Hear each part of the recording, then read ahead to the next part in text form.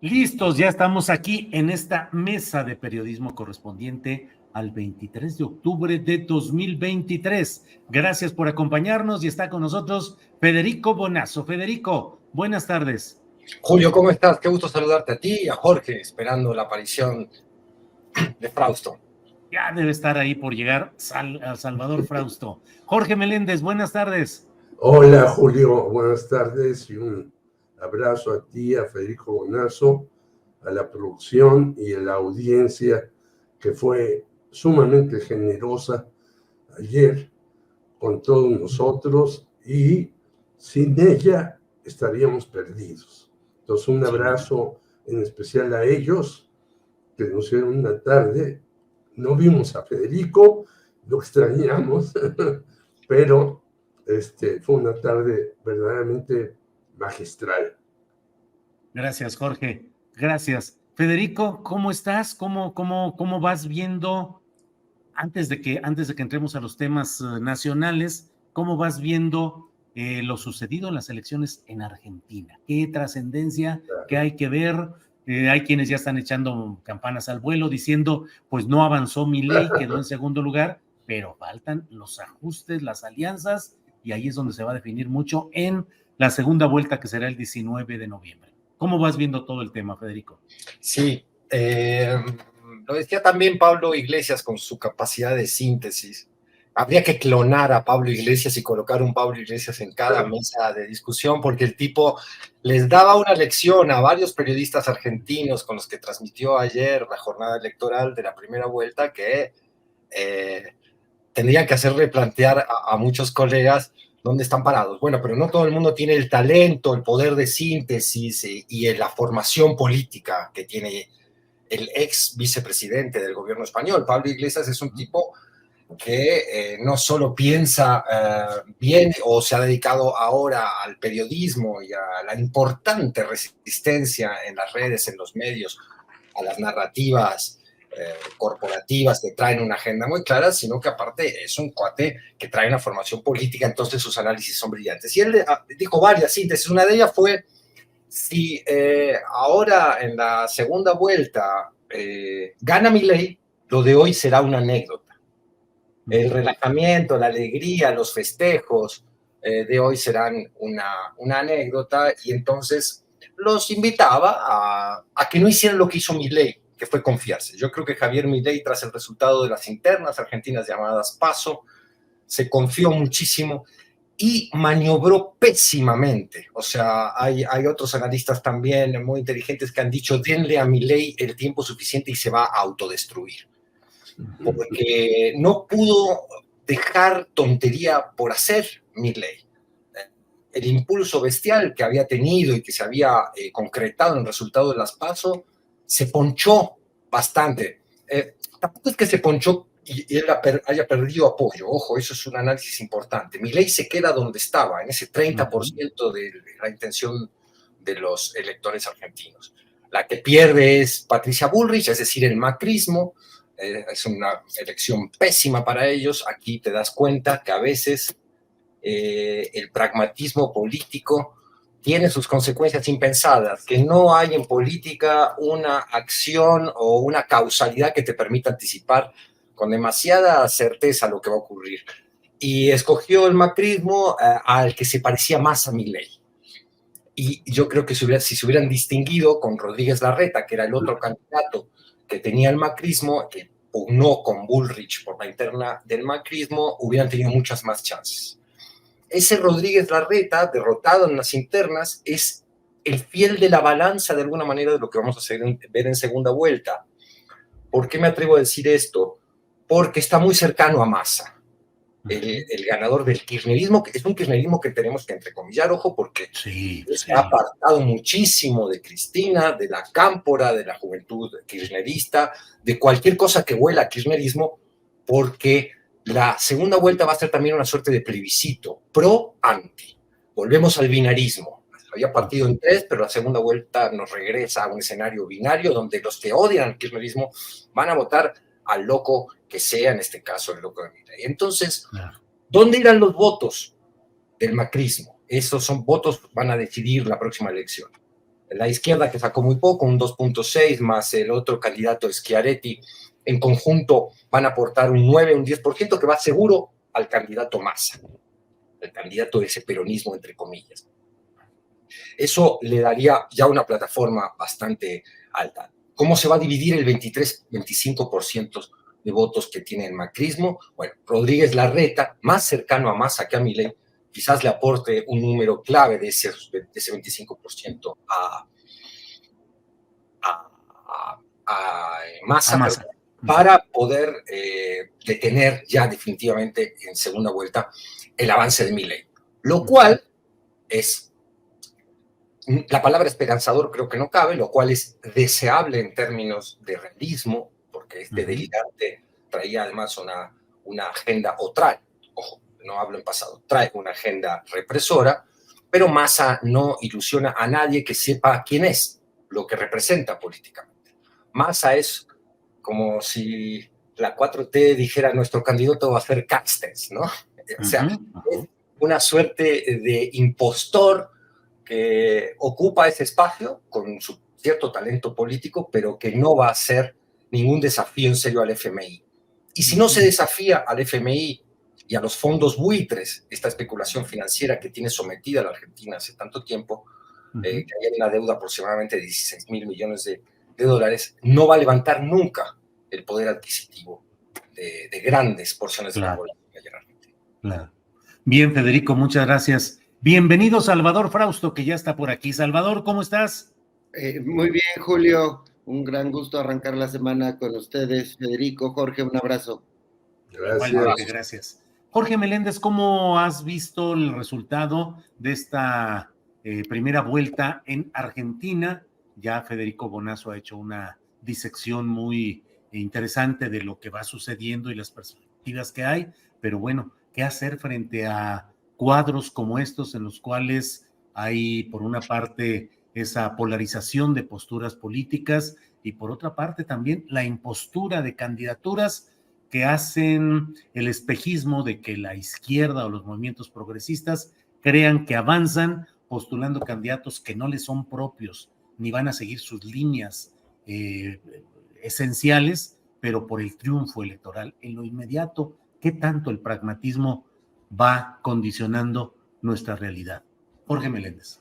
Bueno, yo no abundaría más de lo que dijo Federico, que es un excelente analista y cita a Pablo Iglesias y demás, y tiene una vara más precisa que la mía en Argentina. Bueno, primero, qué bueno que Milei no creció, qué bueno que Massa, con todas sus deficiencias, va adelante, pero yo creo que eso lo tenemos que trasladar a la realidad mexicana, Julio.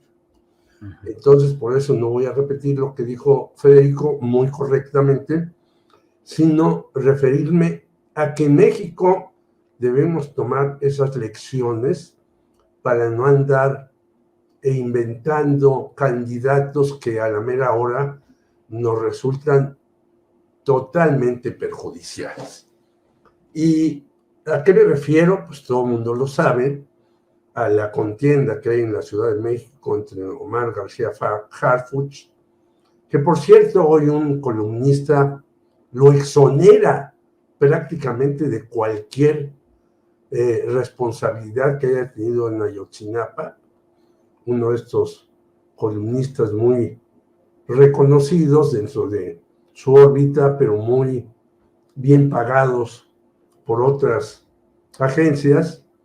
Y recordemos el caso de Miguel Ángel Mancera, que nos llevó a un retroceso, a un espionaje del periodismo, a un espionaje a sus mismos empleados, ¿no? Tenía micrófonos dentro de la propia gubernatura de la Ciudad de México, el señor Mancera, y sin ser además miembro del PRD, bueno, llegó a manejar la bancada del PRD. ¿Qué nos dice esto? Que bueno, un hombre puede convertirse mediante no trucos y magias, Yo digo, los trucos y magias están bien en ciertos escenarios, pero mediante lo metálico, la compra del PRD, la compra de toda una serie de cuestiones que hizo por medio de los hermanos Serna, que de la central de abastos la saquearon al por mayor, y entonces eso le permitió a Mancera hacer todo, incluido poner un policía como director del INVI, ¿no? Entonces, mucho cuidado, lo dice bien Federico, y yo lo traigo a colación a la Ciudad de México, mucho cuidado por quién votamos, por quién aceptamos,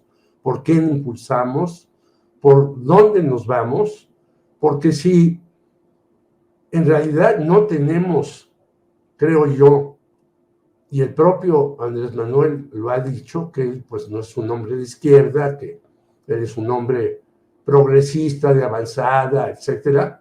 Si no tenemos un gobierno de izquierda, que bien nos hace falta, pero hay que construirlo, porque eso no se da por generación espontánea, sino por mucho esfuerzo, trabajo y educación.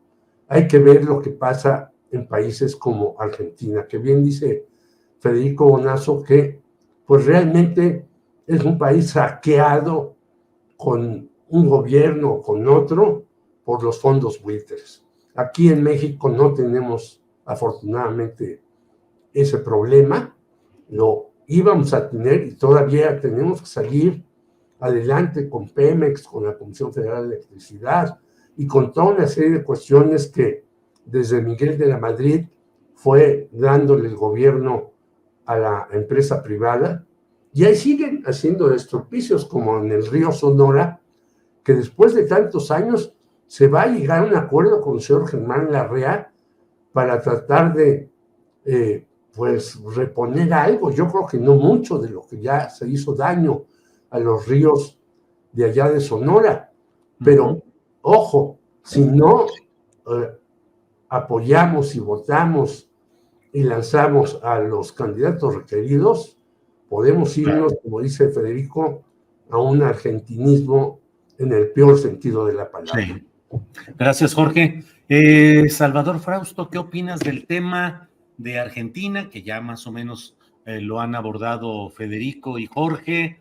En México, incluso el candidato de la ultraderecha, Eduardo Verástegui, jugando con la idea de que iba a renunciar, finalmente dijo, sí, pero renuncio a seguir con los mismos modelos de la política de siempre y bla, bla, bla. Y ahí sigue pues la aparición o la pretensión de aparecer en las boletas electorales presidenciales de esta fuerza de ultraderecha. Pero en fin, Argentina, derecha, ultraderecha, ¿cómo vas viendo las cosas, Salvador? Sí, bueno, pues me parece que igual que Jorge, después del apunte de Bonazo, me parecería que me gustaría referirme a los paralelismos y a los no paralelismos de la elección en Argentina hacia México. Por una parte, bueno, pues hay que celebrar que a pesar de que muchas de las encuestas daban a Milei como el que podía haber quedado en primer lugar, claro, siempre con el escenario de la segunda vuelta, queda con ese 30% que me llama la atención de que es parecido al 30% del voto de la derecha en México. Es una especie de tope que están teniendo en algunos países las fuerzas políticas de derecha, sobre todo cuando son fuerzas reaccionarias, es decir, cuya propuesta central es combatir otra idea, no proponer una idea nueva, como es lo que ocurre en México, en el cual pues el 30% que tiene Xóchitl Gálvez es un voto mayoritariamente antiobradorista, motivado por los mexicanos que no están de acuerdo con el modelo de gobierno que se está emprendiendo desde 2018, y vemos en Argentina una serie de paralelismos. Me parece interesante, me parece de celebrar incluso que Milei se haya quedado en el 30% y que un candidato más cercano al peronismo esté en alrededor del 35%. Ahora bien, estos votos de los candidatos y de los ciudadanos que no simpatizaban por esas dos opciones se repartirán en la segunda vuelta y llama la atención que el macrismo, como dice Federico, pues esté coqueteando con un lado y con otro. El propio Macri parece haber en sus primeras declaraciones coqueteado más bien con la opción de Massa, y en el caso de la candidata que quedó en tercer lugar, parecería que está coqueteando con la idea de irse con Milei. Entonces tendrán 2 semanas para reflexionar qué modelo de país apuestan los argentinos, y nos avienta una serie de luces hacia la política mexicana. Una es ese encapsulamiento de las derechas en una franja molesta con los modelos de gobierno. Están ahí vivos y presentes, y cuando los gobiernos fallan, crecen esas opciones. Aparentemente la popularidad del presidente López Obrador, incluso de Claudia Sheinbaum en la Ciudad de México, hacen que el escenario argentino se vea difícil de ser, digamos, emulado en el caso de México, porque las mayorías parecen estar simpatizando por las opciones que presenta la izquierda. Sin embargo, sí hay que tener una revisión de candidatos identificados realmente con la izquierda, o de candidatos que se comprometan con una agenda de izquierda de manera fuerte, porque lo que pesa sobre Omar García Harfuch en la Ciudad de México es sobre todo el mal gobierno de Miguel Ángel Mancera, este gobierno que Jorge refiere atinadamente como espía, como ligado a los cárteles inmobiliarios, a los empresarios que explotan el dinero público. Entonces, me parece que hay que tener y medir con mucho cuidado por qué opciones apostamos los mexicanos, y que en el caso de la Ciudad de México, donde está instalado el debate de una morenista pura como Clara Brugada y un nuevo neomorenista que está siendo cuestionado por las mismas izquierdas y liderazgos importantes de la izquierda, tuviera que tener un compromiso muy firme, férreo, con las opciones de Claudia Sheinbaum, con quien trabajó, debo decirlo, de manera eficiente como jefe de la policía de la ciudad, Julio. Bien, gracias. Gracias, Salvador Frausto. Federico Bonazo, ¿qué te digo?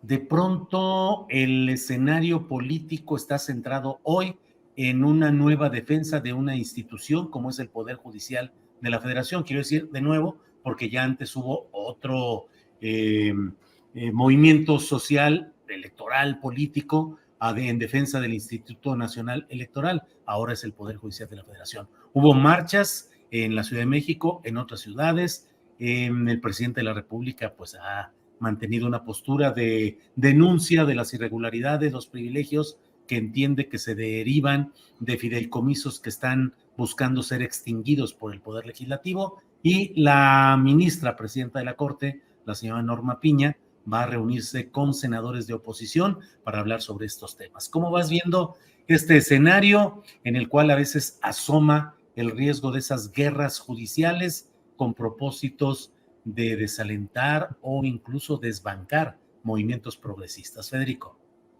Sí, yo creo que estamos viendo un enfrentamiento mucho más político que institucional. El poder ejecutivo y el legislativo, aunque perdió la gran mayoría con la que había iniciado el sexenio, todavía la tiene y pertenece a una facción política muy claramente identificada que, con sus peros y críticas, sin duda ha venido a sacudir la estructura de instituciones que habían estado claramente tomadas por facciones que respondían a intereses muy concretos. El presidente dice están subordinados a la oligarquía, y tiene razón cuando dice eso. Entonces, muchas veces vemos en la superficie de los argumentos de esta pelea el tema institucional. aquí estamos discutiendo, dicen unos, la autonomía socavada del Poder Judicial y otros dicen, aquí estamos defendiendo la necesidad de hacer una reforma a uno de los poderes más oscuros, llenos de privilegios, que menos han rendido cuentas a la sociedad y que menos cumplen con la tarea institucional que les encarga la propia Constitución. Es una pelea de orden muy político en la cual yo no me alarmaría tanto como se alarman algunos que adecuadamente alarmados en este contexto electoral usan este supuesto ataque del Ejecutivo al Poder Judicial para sus argumentos electorales. Me parece que no debe tenerle miedo la sociedad a una discusión a fondo de sus instituciones. El Poder Judicial no puede quedar fuera de esa discusión. Lo que sí veo es, por supuesto, quiero reiterar con esto que no me parece que haya ningún ataque concreto a la autonomía del Poder Judicial, porque hemos visto cómo el Ejecutivo ha acatado cada una de las resoluciones de la Suprema Corte, ha contraatacado con argumentos políticos. Me tumbas el plan B, pues yo te propongo un plan C. ¿Qué significa el plan C? Pues voto masivo para que desde el legislativo podamos llevar a cabo una reforma del Poder Judicial. Ahora, la ciudadanía yo creo que debe monitorear la calidad de esa reforma. ¿Qué significa una reforma del Poder Judicial? En realidad los ciudadanos somos testigos de unos niveles tan pavorosos de impunidad que no podemos dejar de lado el cuestionamiento de otra institución autónoma que muy poco se toca hoy desde el Ejecutivo, que son las fiscalías y los ministerios públicos. ¿Qué ha pasado allí? Siguen siendo organizaciones extorsivas donde el pobre ciudadano sin recursos que cae en ellas empieza un viacrucis tremendo que después se deriva al Poder Judicial y muchas veces termina en este 90 y pico de impunidad que padecemos como sociedad. Con ese grado de impunidad, pues evidentemente estamos viviendo fuera del Estado de Derecho, sin duda alguna. Una reforma del Poder Judicial debe contemplar algo que el Ejecutivo no pone en la mesa de la discusión. Hace muy bien en criticar los privilegios de ese Poder Judicial, pero obvia discusiones que son muy importantes. Por ejemplo, ¿qué se va a hacer con el juicio de amparo, que era un instrumento de protección de derechos humanos y hoy es una herramienta de defensa de los poderosos? Un poco lo han manejado, pero hay un elemento para mí clave que no se ha manejado, además de esta escasísima crítica a los ministerios públicos y a las fiscalías, que es la prisión preventiva oficiosa. Acto deleznable, a mi modo de ver, que debería tener una excepcionalidad que no se está proponiendo, es decir, muy pocos casos deberían entrar en esa categoría, porque es un instrumento que sirve para poner en prisión a un montón de personas que luego se pasan sin sentencia 15, 20 años, 17 años, que suelen ser los sectores más desfavorecidos económicamente, aquellos que no pueden corromper a las fiscalías para que esa carpeta ya no pase al Poder Judicial, o aquellos que no pueden corromper a los jueces. Entonces los ciudadanos estamos permanentemente viendo fallos del Poder Judicial, acciones de las fiscalías, por no hablar de la General de la República, que es como una tortuga que no hace nada. Cuando dice se derivará a la FGR el caso de, por ejemplo, el Francisco Garduño, el director del Instituto Nacional de Migración, por el crimen o tragedia de la estación de Ciudad Juárez, tú dices, pues si eso se va a la fiscalía y ahí se queda pues, para siempre. Claro. Entonces, no hay que tenerle como conclusión. Creo que los ciudadanos no deben temerle a esta discusión entre poderes. Hasta ahora son más amenazas que otra cosa. Deben aportar a la discusión pública de qué pretende la ciudadanía con respecto a una profunda revisión y reforma del Poder Judicial, y estar atentos, bueno, eso, estar monitoreando de manera crítica que esta pelea entre poderes políticos que han tomado una institución una y otra institución el otro no crezca más de lo que uno debiera. Y que se quiera manifestar quien se quiera manifestar, ese derecho está garantizado. Gracias, Federico. Jorge Meléndez, antes de seguir con otros temas, déjame pedirte tu opinión sobre esta pequeña imagen que tenemos de algo sucedido en estas horas recientes. Adelante. Perfecto. Mira, ahí está. No, hombre. Se cayó de la silla Xóchitl Gálvez. Se cayó ahí en una escena que, bueno, son accidentes como los que pues, pueden suceder en cualquier actividad, pero pues ya sabes que aquí se les encuentran motivaciones, inferencias políticas de toda índole. Luego ella salió adelante del momento y dijo, es que esa silla estaba muy chica, voy por la silla grande. ¿Qué opinas, pues, de los momentos que está pasando Xóchitl Gálvez, Jorge Meléndez? Bueno, ya había dicho Salvador que tiene el 30, pero yo creo que van bajando, mi querido Salvador. Tenían el 30, pero todas estas cosas, incluida esta caída de la silla, parecen cosas chuscas, pero son cosas de que no arman bien ni un escenario para que se siente su candidato. Y cuando no se arma bien un escenario, pues menos se va a armar un equipo. ¿Quién es el vocero? Bueno, ya el señor Krill regresó de vacaciones, muy bien tomadas, después de mucho tiempo de grillar a la sombra, y no sabemos quién es el vocero. Entonces, esto es un desastre peor que el de Milei o el que tiene Verástegui enfrente, y por lo tanto, esta caída de la silla de la señora Xóchitl, que va por la silla grande, no sabemos a dónde la va a comprar, quién se la va a construir, de qué manera se la van a elaborar, porque el grupo que tiene, incluido un señor con un chaleco amarillo ahí, que ya no representa a casi nadie, porque ha perdido el registro de su partido en más de la mitad de los estados del país, y no lo digo yo, sino lo dice el INE, que ha visto que no sacan ni el 3%, pues ¿cómo van a elevar a esta señora que se va de caída en caída, en caída, en caída? ¿Y cómo la quieren elevar? Y aquí me digo, creo que Federico también hizo una buena aportación del asunto del Poder Judicial, pero hoy leí y le mandé a la estratosfera, al gran Carlos Monsiváis, una declaración que hace la jueza Claudia Hurtado, que dice: equivocamos el camino al pensar que solo nuestras sentencias hablarían por nosotros, pero ahora no nos van a callar. Ah, caray, por mi madre bohemia, porque acaban de negarle a Proceso, el ministro Pardo Rebolledo, la posibilidad de estar como parte de la cuestión de víctima que sufrió Regina Martínez, que tienen encerrados a dos bribones que no son los culpables del asesinato, y Proceso quiso entrar en defensa de Regina y de su publicación, y se lo negaron los jueces. Así como le han negado, y lo dice bien Federico, muchas cosas a los ciudadanos.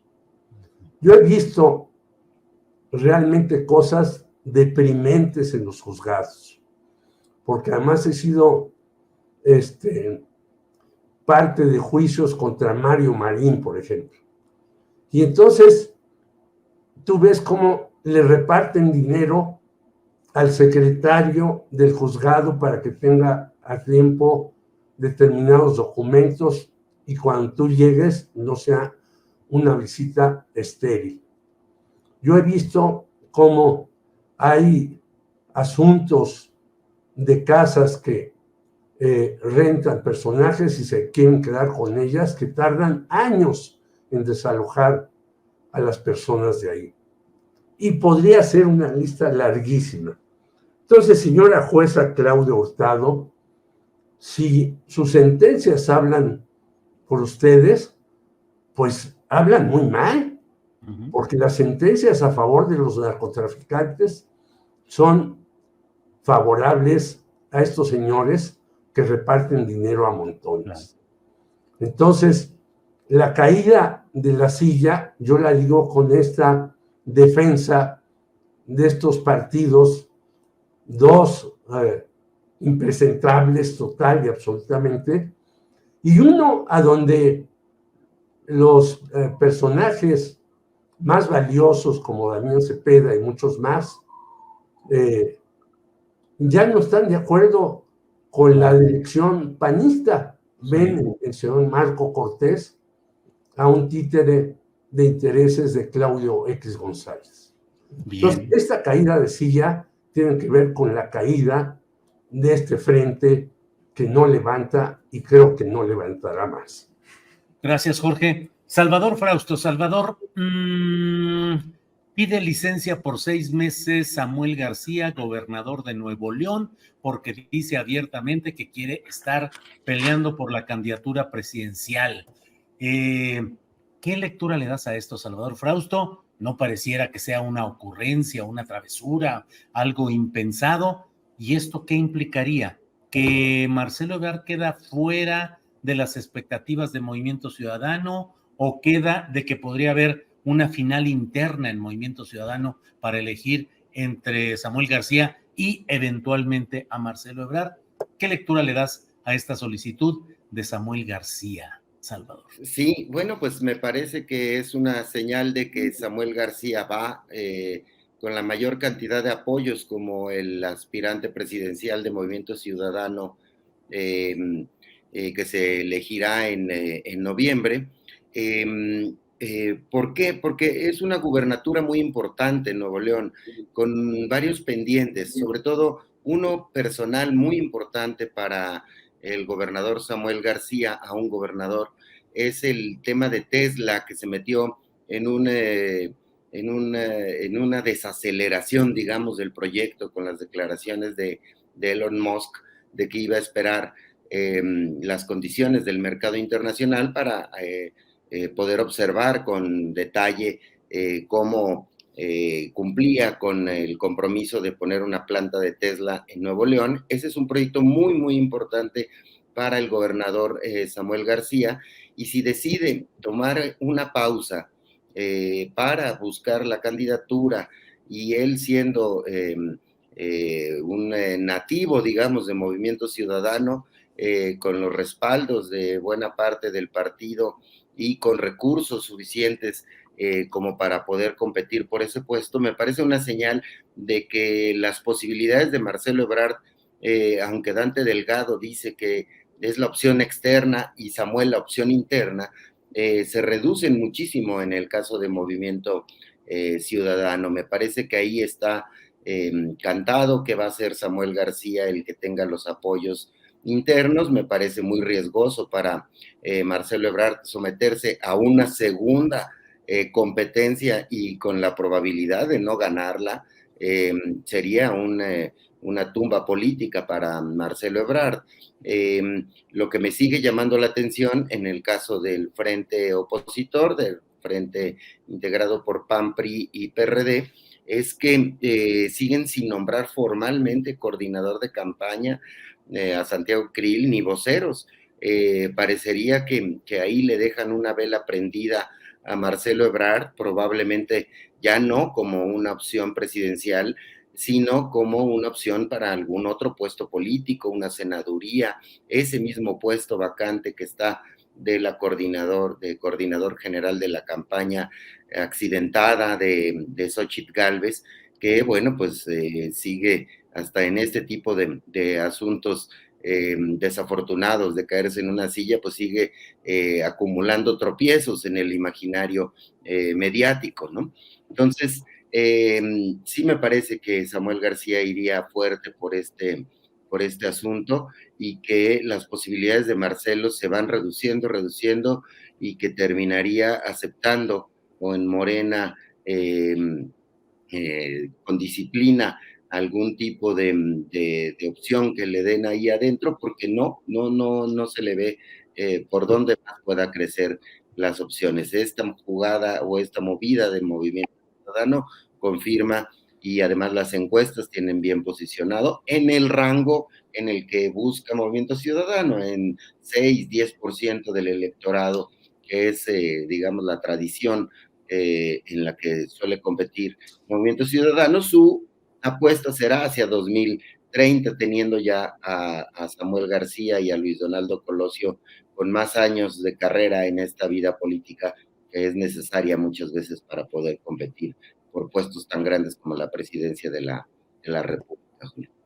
Gracias, Salvador. Federico Bonazo, de todo hubo ayer, la Feria Internacional del Libro en el Zócalo, marcha en defensa del Poder Judicial de la Federación, desfile de Catrinas en la noche por Paseo de la Reforma y una marcha en defensa de Palestina contra el bombardeo a la Franja de Gaza e incluso la exigencia de que se rompan relaciones México con Israel. ¿Qué opinas de este tema, Federico? ¿Cómo se va dando el análisis, la polarización? ¿Cómo ha impactado en México este tema o nos sigue quedando muy distante? Federico. Bueno, yo creo que este aparatito, lo pongo así para no sistemas operativos gratuitamente a empresas que cada vez son más leoninas con los usuarios. Este aparatito ha cambiado la manera de ver la historia, de actuar la política, incluso la diplomacia internacional. ¿A qué me refiero?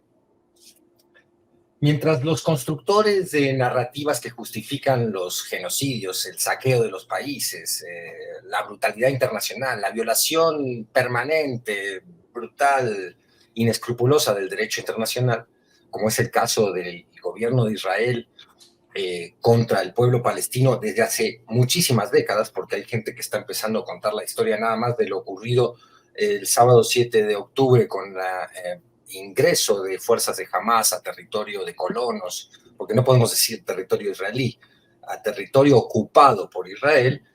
Hay mucha gente que empieza a contar la historia desde ahí. Y yo creo que la apuesta de Netanyahu, que debería estar algún día sentado en la Corte Penal Internacional, era denunciar, porque además muchas sospechas hay, y no es teoría de la conspiración, hay mucha información respecto a avisos, tanto de la inteligencia egipcia como la propia inteligencia estadounidense, al Mossad. Además estamos hablando de uno de los sistemas de inteligencia, el Mossad israelí, más sofisticados del mundo, y estamos hablando de una de las fronteras más vigiladas del mundo. ¿Cómo puede ser que hayan no solo pasado los criminales de Hamas, sino que además haya tardado 6 horas en llegar en algunos puntos la ayuda a la propia población israelí de parte de su gobierno? Esto abre preguntas muy inquietantes, las mismas que están abiertas todavía sobre la caída de las Torres Gemelas en Estados Unidos, cómo esa inteligencia, con los avisos que se sabe ahora que tuvieron, no actuó de otra manera. Es imposible no especular con que ese atentado le fue funcional a un supremacismo étnico que comanda Netanyahu y que tiene como propósito, y ha quedado claro, el exterminio del pueblo palestino. Ni la convivencia, ni la teoría de los dos estados, ni la autodefensa y todas esas narrativas con las que se justifica el genocidio. Entonces, estos aparatitos que tenemos en la mano ahora convierten a cada ciudadano en cualquier parte del mundo, en la Franja de Gaza concretamente en este tema, en reporteros de guerra. Las imágenes de la bestialidad indiscriminada del bombardeo del gobierno de Israel contra los habitantes civiles en Gaza no dejan ya un ápice, un solo lugar a duda. Ya no importa si ese hospital fue víctima de un propio cohete, que además es evidente que un cohete de Hamas no puede causar ese destrozo, o fue una acción directa de la Fuerza Aérea Israelí, que todas las pruebas apuntan a eso. Estamos viendo un genocidio en tiempo real, y estos aparatitos que tenemos en la mano y que tienen las víctimas de esta monstruosidad que atestigua el mundo han causado un impacto brutal en la opinión pública. Han derrumbado la narrativa de este sionismo criminal que atestiguamos hoy. Por eso vemos 100.000 personas en Londres marchando, por eso vemos miles, centenares de miles a lo largo de todo el mundo, no solo en el mundo árabe. Está Londres de pie, aunque prohíben las banderas palestinas en los estadios de la Liga Española, están llenas de banderas palestinas. Aunque prohíben las protestas en Francia, salió la gente a París a tomar las calles. Estamos viendo manifestantes judíos diciendo no en nuestro nombre en el Capitolio estadounidense. Y hay un tonto que se llama Biden, un tonto criminal que debería estar bien en la Corte Penal Internacional, sosteniendo la idea de que vamos a apoyar a Israel para que se defienda a sí mismo de esto, y aparte es una buena inversión. Estos cuates que usan una narrativa tan antigua, anquilosada y perversa, han quedado rebasados por una narrativa mucho más feroz, que es la de la evidencia. Los celulares han repartido la evidencia al mundo de lo que está sucediendo allá, y eso cambia para siempre, destruye para siempre una narrativa que le cuesta, probablemente le va a costar el puesto a Netanyahu. Ya tiene problemas muy serios, ya hay muchísimos miles de manifestantes reprimidos por la policía de Jerusalén y de Tel Aviv en contra de lo que es un genocidio inocultable del pueblo palestino. Que México haya salido a marchar ayer me parece importantísimo, conmovedor. Yo escribí una nota donde decía: no se marcha contra Israel, y mucho menos se marcha contra los judíos. Se marcha contra el genocidio de una población civil que está siendo destrozada a los ojos del mundo por una de las fuerzas militares más poderosas del planeta. Contra eso se marcha. Y la marcha fue suficientemente multitudinaria como para sumar un grito de coraje más en todo el mundo en contra de la atrocidad que estamos atestiguando. No sé si se me escucha. ¿Me escuchan por ahí? Sí. Sí. Es que aquí yo tengo medio trabado el internet, Sí, pero bueno, entonces, bueno, vamos, Jorge Meléndez. Jorge, hubo una reunión llamada Cumbre sobre Migración en Palenque ayer. El presidente López Obrador reportó que ahí hay una especie de un pacto, un compromiso de gobiernos distintos para tratar de darle un enfoque distinto a la cuestión migratoria, combatirla desde sus orígenes y evitar las posturas represivas y restrictivas que se dan en los lugares de destino. También se habló como una propuesta el insistir ante Biden para que cese el embargo y las acciones contra Cuba. ¿Qué opinas de esta reunión, Jorge? Pues muy importante, y como siempre nuestros medios impresos dicen: el señor López Obrador se reunió con dictadores, el señor Maduro y el señor Díaz-Canel, pero no hablan de una dictadura más feroz. Ya hablaba de ella Federico Bonazo, que es el sionismo en Israel, que no estamos contra los judíos ni contra su necesidad de tener un territorio, necesidad de que no los agreda, etcétera. Estamos hablando del sionismo. Y en Estados Unidos hay otro tipo, ya Donald Trump lo ha explicitado muy bien, pero el señor Biden no se queda muy atrás. En estos editoriales importantísimos que son las rayuelas de la jornada, se dice muy bien: 1.600 millones de dólares va a dar Estados Unidos a Israel para que le compre armas Israel a Estados Unidos. Es decir, tenemos en Estados Unidos, según Noam Chomsky y muchos teóricos, 6 o 7 transnacionales que son las que manejan Estados Unidos. Los presidentes no las manejan. Por eso el señor Trump pues está tan tranquilo después de hacer estropicio en medio en su país. Está tan tranquilo porque tiene atrás de él todo el apoyo de muchas de estas transnacionales. Y obviamente estas transnacionales farmacéuticas, armamentistas, inversionistas, etcétera, son las que dictan el concierto en el mundo, ¿no? Yo hablando ayer con Claudia Villegas en este encuentro muy importante que tú organizaste, hablábamos cómo el Fondo Monetario Internacional es el pronóstico económico de mayor daño en el mundo, y de mayor equívocos en el planteamiento. Y sin embargo, el Fondo Monetario Internacional sigue siendo el referente para muchos. Pues ya debemos de dejar de lado eso y hacer otras cosas. Y por eso López Obrador dice, bueno, si Estados Unidos no me escucha, pues voy a reunirme con los que están de acuerdo conmigo que tenemos que hacer una política de migración y de refugio diferente, totalmente diferente. Hay que recordar que Estados Unidos ha atrapado, encarcelado, y ahora ya nos sacan, por ejemplo, cómo tenían a los niños muy pequeños en jaulas y demás, pero lo siguen haciendo a más de 2 millones de personas. ¿Y por qué huyen de sus países 2 millones de personas? Porque Estados Unidos ha intervenido en esos países, los ha atosigado, los ha saqueado, los ha corrompido a sus políticos y obviamente como no tienen ninguna posibilidad, pues huyen para allá.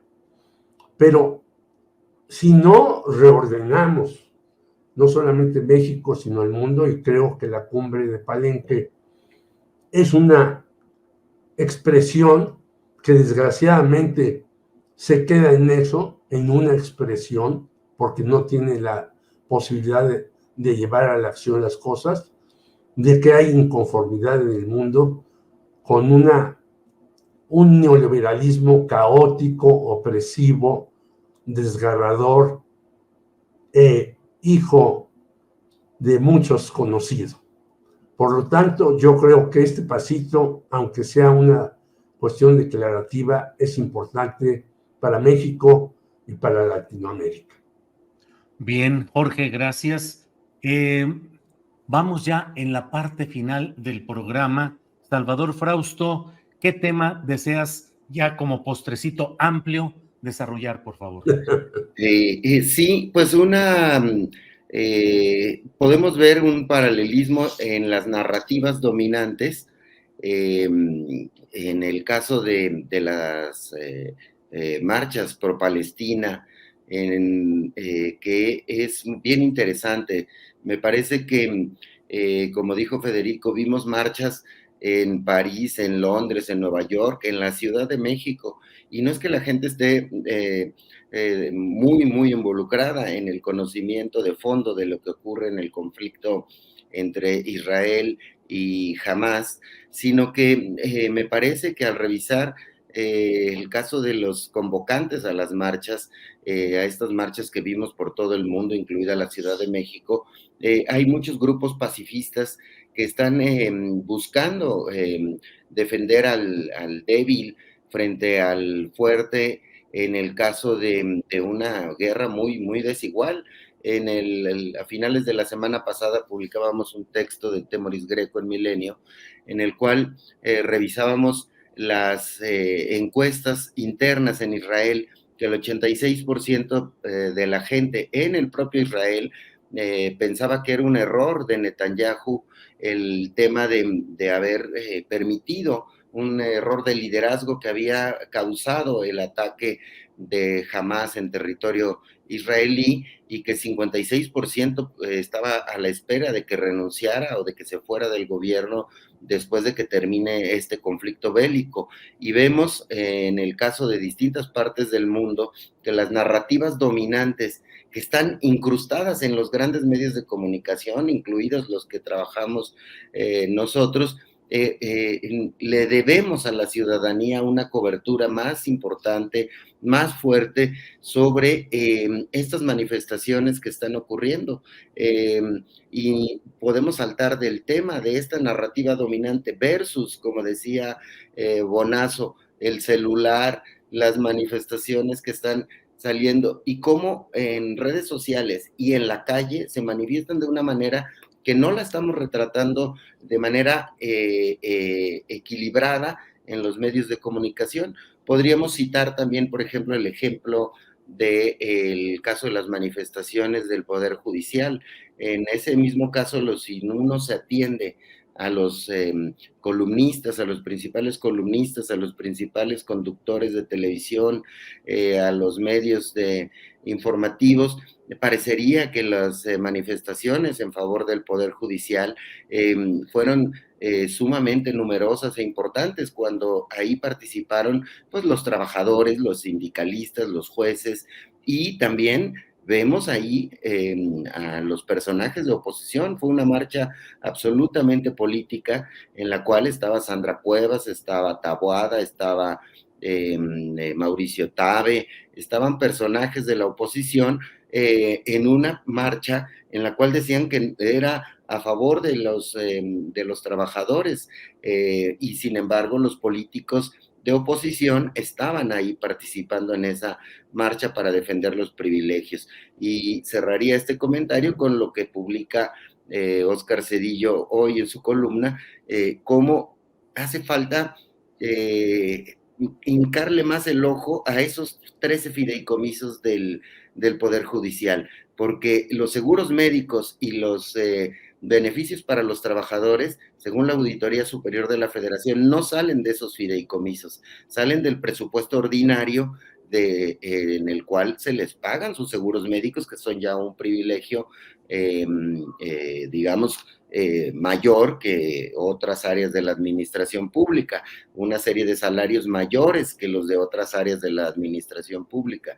Sin embargo, la Auditoría Superior ha hecho señalamientos desde principios del sexenio de que es muy opaco el dinero, cómo se está utilizando en esos 13 fideicomisos, que es una nada despreciable cifra de 15 mil millones de pesos. Entonces, tenemos ahí una narrativa que también es muy, estamos faltando en retratar de manera más interesante en los medios de comunicación, y que se ha roto por medio de las redes sociales, de los celulares, y recientemente lo vemos en las manifestaciones en las calles, en los cuales pues estas manifestaciones del Poder Judicial pues son muy pequeñas comparadas con otro tipo de expresiones que estamos viendo en nuestro país y en otros países, Julio. Muy bien, muchas gracias. Disculpas a quienes ven mi imagen congelada, pero la computadora, quién sabe qué rollo hubo aquí. Y bueno, pero No, tenemos el sonido, así es que ya saben que siempre tenemos aquí novedades tecnológicas. Federico Bonazo, postrecito, el comentario final que quieras hacer, por favor. Sí, yo quiero, después de lo que estamos viendo, que no puede sino romperle el corazón a cualquier persona que tenga adentro del cuerpo un corazón, cerrar con algo muy padre, celebrando lo que ha sido la Feria del Libro en el Zócalo de la Ciudad de México. Es un evento cada vez más vital que convoca, contrariamente a lo que muchos dicen, una enorme pluralidad de personajes y de ideas que representan estos personajes. Lamento, Julio, no haberme podido acercar ahí para conocerte personalmente, que es una idea que algún día espero cumplir, y saludar a Jorge, a Salvador y a tantos amigos que sé que estuvieron ahí. Yo estuve antes en la feria. Agradecerle a la Brigada para Leer en Libertad la chamba tremenda que hacen de promoción del libro, de la lectura, de la cultura. Estos son los bastiones que debemos defender. Y hay algo que me gustó mucho de lo que vi que te sucedió a ti, Julio, y a todo el equipo de Astillero, que es un reconocimiento magnífico de la gente.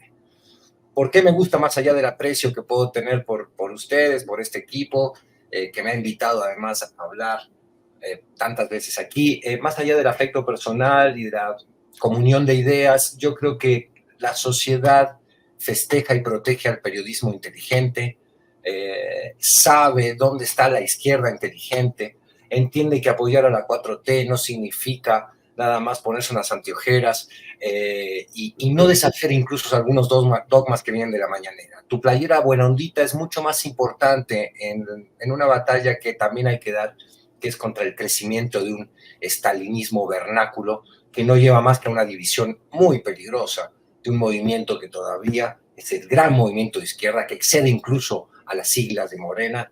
Debe consolidarse en un país como este, que ha sido muy sacudido por el verdadero autoritarismo, no este con el que acusan a un presidente que en realidad ha tenido una enorme vocación democrática, pero que en esa vocación democrática ha instalado la costumbre del calificativo o el descalificativo que pone en peligro la tarea periodística que gente como tú y tantos otros, Julio, realizan. Y un abrazo desde acá a Temoris, que no sé si ya está en Medio Oriente, que se cuide, que lo apreciamos mucho y vamos a leer con mucha atención los reportes que manden desde allá.